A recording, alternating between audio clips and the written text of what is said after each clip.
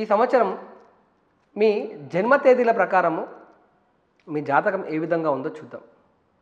సంఖ్యాశాస్త్రం మీ యొక్క స్థితిగతులను, మీ ఆలోచన విధానాలను, మీ పద్ధతులను తెలియజేస్తుంది.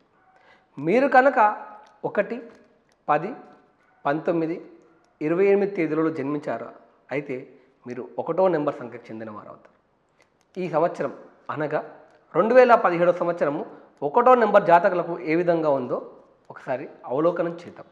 మీరు 1, 10, 19, 28 తేదీలలో జన్మించారా అయితే మీరు 1వ సంఖ్యకు చెందినటువంటి వారు. 1వ సంఖ్యకు చెందినటువంటి వారికి రవి అధిపతి. నాయకత్వ లక్షణాలు, దర్పం, అందరూ మీ మాట వినాలనే ఆకాంక్ష, మీరు చెప్పిందే నడవాలనేటువంటి మనస్తత్వాన్ని కలిగి ఉన్నటువంటి వారు మీ 1వ నెంబర్ జాతకులు. 1వ నెంబర్ జాతకులు వివాహపరమైన విషయాలకు వస్తే ఆధిపత్యం ప్రదర్శించకుండా పెద్దల సూచనలు సలహాలతో ముందుకు వెళ్ళడం వల్ల మేలు జరుగుతుంది. అధికారులకు అనుగుణంగా నడుచుకోండి. ఆరోగ్యం విషయంలో ఎటువంటి అశ్రద్ధ చూపించద్దు.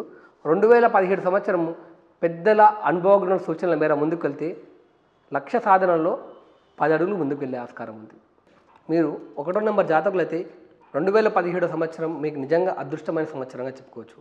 పెద్దలతో పరిచయాలు ఏర్పడతాయి. పెద్దల నుండి రావాల్సినటువంటి పూర్తి స్థాయి సహాయ సహకారాలు అందుతాయి. మీ నిజాయితీ మీకు పెట్టుబడి. నీతి, నిజాయితీ, నిబద్ధత, ఈ మూడే మిమ్మల్ని విజయం వైపుగా అడుగులు వేసేలా చేస్తుంది.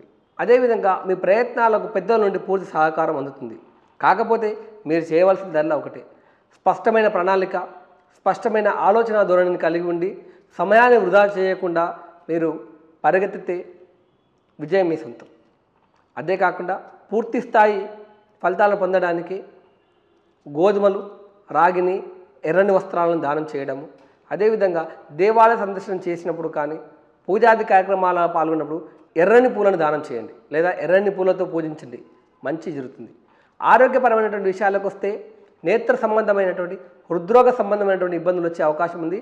వీటి విషయంలో తగిన జాగ్రత్తలు తీసుకోండి. వీటన్నిటి తోడు మీలో కనుక రవి కొంత వీక్ అవుతాయి అంటే 1వ నెంబర్ జాతకులకు నేమ్ నెంబర్ కానీ డెస్టినీ నెంబర్ కానీ సరిపోల్చకపోతే మీకు రవి వీక్ అవుతే తొందరగా ముఖస్థుతికి పడిపోవడం ద్వారా ఇబ్బందులు తెచ్చుకునే అవకాశం ఉంది. ఈ విషయంలో తగిన జాగ్రత్తలు తీసుకుంటూ ఎవరైనా మిమ్మల్ని పొగుడుతున్నారంటే మీరు నష్టపోతారనే విషయాన్ని మనసులో పెట్టుకొని చాలా జాగ్రత్తగా ప్రణాళికతో ముందుకు వెళ్ళడం ద్వారా లక్ష్యాలను సాధించుకోవచ్చు.